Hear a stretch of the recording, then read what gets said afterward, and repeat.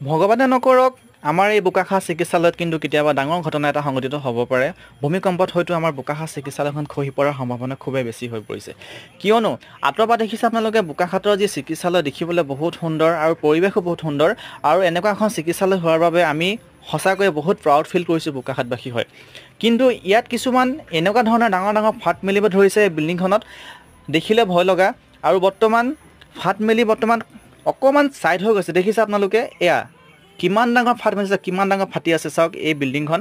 যদি এনেকৈ থাকে কি হ'ব? আচলতে এয়া কাৰ ভুল? মিস্ত্ৰীৰ ভুল নে ঠিকাদাৰৰ ভুল নে ইঞ্জিনিয়াৰৰ ভুল? এনেকৈ ধৰণে যদি ফাট মেলিব ধৰে আমাৰ বিল্ডিংখন কি হ'বগৈ?